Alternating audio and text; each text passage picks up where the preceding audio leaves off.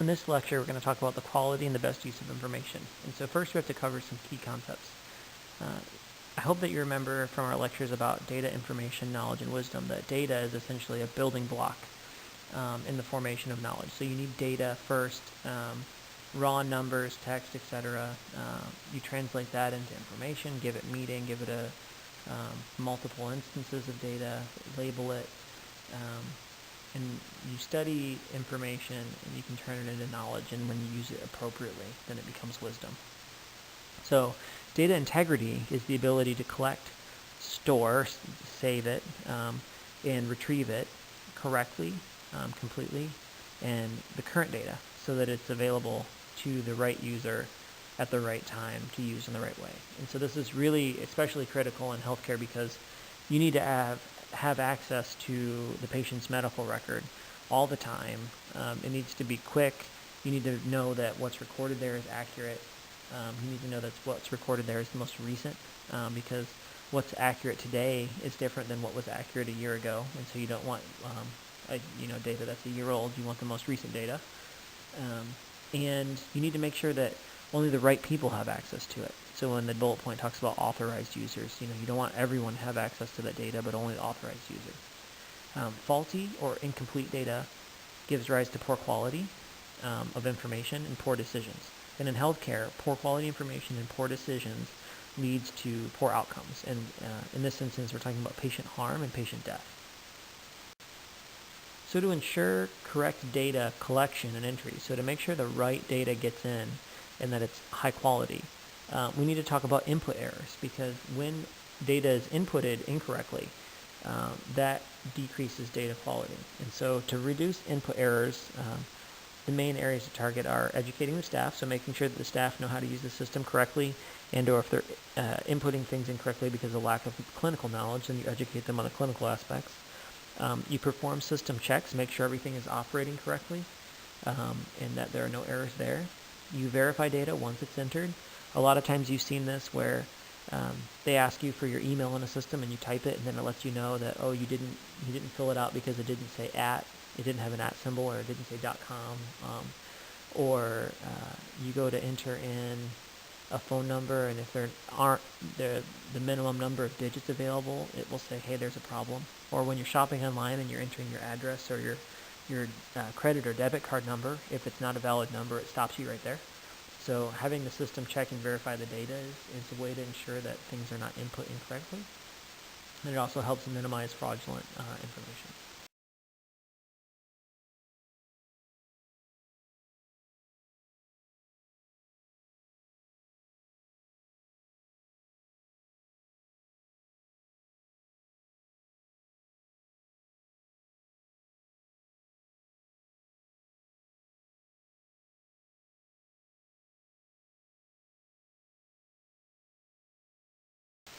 So one of the reasons that we care about data integrity and information use and the highest quality information is that when you have poor data integrity, it can lead to financial loss for the organization and or the payer. And so if erroneous or incorrect patient information is entered into the chart, that can cause an unrecoverable loss. And so if someone is hurt, or if something is incorrect in the billing and coding in a patient's chart, it can result in the hospital or the provider's office, the organization, and or the insurance company, the payer, to have a loss of money due to that error in the system.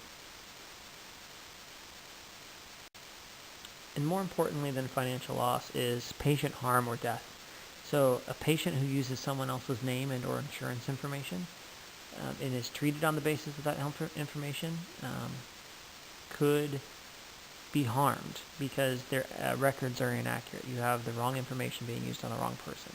If a nurse or doctor enters the wrong information around an allergy or a diagnosis or a medical treatment the patient did or did not receive, and that information is stored in the chart and then used in decision making, the patient could be harmed as a result of it. So it's really important in terms of providing the highest quality of care to our patients that the information stored in their record is as accurate as possible. And in terms of fraudulent information, there are several steps that are taken to ensure that the quality of information that we record is is really good. And so some of those include requesting proof of identification, which is usually a photo ID, biometric measures in the registration process. That could be something like a photo or a fingerprint. And then having consumers sign a statement that they are aware that insurance fraud is a criminal act, and that it may result in their harm or the harm of somebody else if they are pretending to be another person, and then they're treated based on that person's medical history that it could harm them. So data management is just like it sounds. It's managing your data. And so it's the process of controlling how data is collected, how it's stored, how it's retrieved. So whenever you log into a chart and then you look at some patient's medication list, for example, that's retrieval of data. Use of data to optimize accuracy and utility while safeguarding integrity. So we want to make the data as easy for you to get to as possible, make it as easy to understand and use in a clinical setting, while also protecting the data from being altered in bad ways. So data management is also known as business intelligence. If you're interested in working in the data management field, there are a few different levels of roles. First is entry-level work, and then system analysts, which help identify the data that's needed in the system and determine the methods by which it's collected. Programmers, so these are the coders who write computer instructions, which is another way of saying software, that collect required data and build the database. And then there are DBAs, or database administrators, and they oversee the details of maintaining and using the database or the architecture of the database. So the data warehouse, which seems like a pretty self-descriptive name, is a repository for storing data from several different databases. So data from multiple databases is aggregated there so that it can be combined and manipulated to provide answers to complex analytic questions. So you combine multiple data sets and then you run queries against it or questions and then see what type of data is returned from your data warehouse. Generally speaking, in healthcare, these are oftentimes used to aggregate patient records in a single place to perform quality measurements. So running reports against a large database to determine whether patients got the correct care that they were supposed to receive. So data storage, we're going to talk about two major categories, which is online and offline. Online storage has some advantages in that it provides access to the most current data. It's really fast, and so we use high-speed hard disk drives or storage space on the network. And so when you need something really, really quickly, online storage is a good approach. Offline storage is generally used for data that's needed less frequently or for long-term data storage of old client records. It can be done on any secondary storage device. So think of offline storage sort of as the equivalent when you had paper records of when you went past a certain time period. So let's say you had to hold on to paper records for at least 7 years. And if you had a patient that the records hadn't been updated and you hadn't seen them for a while, you still had to maintain those records, but a lot of times you're running out of space, and so you would ship them off-site to some other warehouse to store the data. And so in the same way with electronic data, you can do the same thing. So you can store what you need and what you use most often online, and things that you need to just keep backed up for historical or legal purposes that's generally not used very frequently, you can use offline storage for that. When you're thinking about how you want to store your data, you need to think about the speed or frequency at which access to the information is needed, environmental conditions and hazards, control of equipment, media, contingency planning. So we're talking about redundancy and multiple backups at that point too, so that if your data or your database, your data warehouse was damaged at one location, do you have it backed up somewhere else? In the current location that it is it likely to be damaged by an environmental, whether something inside your facility, the air conditioning in the data room going down, or a hurricane coming in, whatever it might be, how long the data needs to be stored for, depending on what type of records we're talking about. Media degradation, so the actual quality of the data is degrading over time. Obsolescence of the hardware and software, and maintenance of access devices.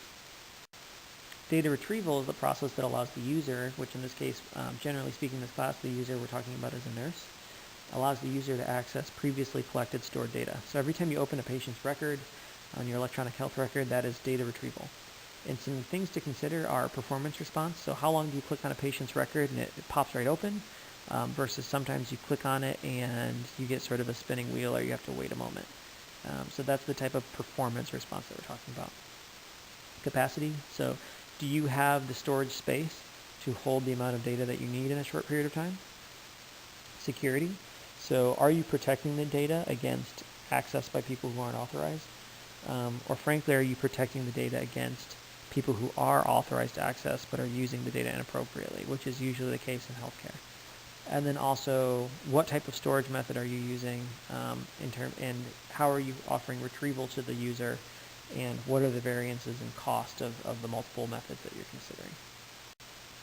So data exchange we'll talk about a lot more when we get to the chapters on interoperability, interfaces, and health information exchanges, and even standard terminologies, because that's all part of data exchange. But generally speaking, there's a growing expectation that information collected in one facility will be available in another, especially when those two facilities have a business relationship with one another.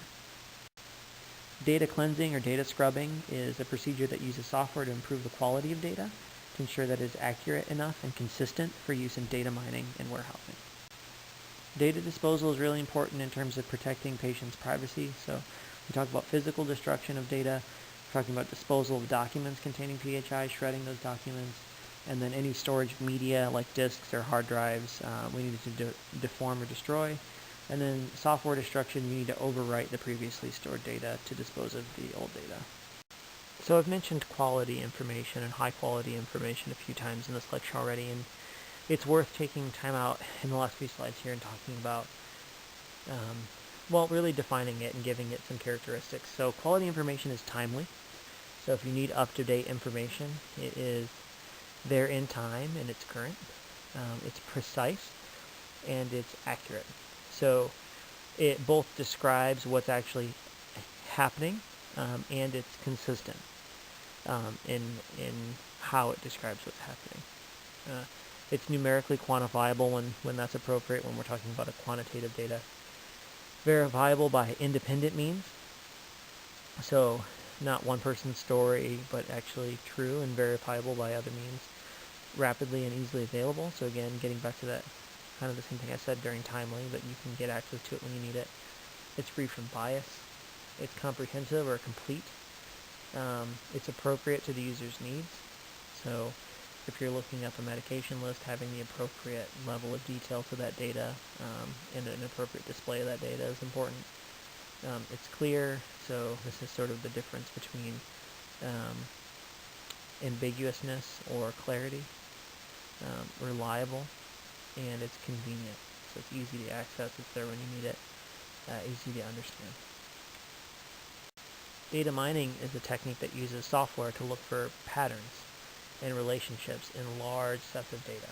So when we're doing statistical modeling to say how one variable affects another, and then make distinctions around why that might be the case based on other variables, that's what we're talking about when we say hidden patterns in relationships. So if we want to know, is there a disproportionate relationship between a patient's zip code and whether or not they're insured, or whether or not they're insured and whether or not they get the necessary follow-up testing that they're supposed to have, and can you draw a conclusion that based on where you live, you're more or less likely to utilize the healthcare service and therefore have better health or worse health. That's just one example of the types of things that you can do with data mining if you have a large enough data set with the right elements in it. So knowledge discovery in databases is similar to data mining. It's a rapidly expanding field, and it uses the data repository to provide information for multiple purposes. And really what I want to talk about in terms of distinguishing this from data mining is using that methodology for research and outcome measurement and efficacy of treatment. So was the intervention that we used effective at getting the outcome we wanted? Is one physician group, do they have better quality outcomes than another? Does one hospital have better quality outcomes than another?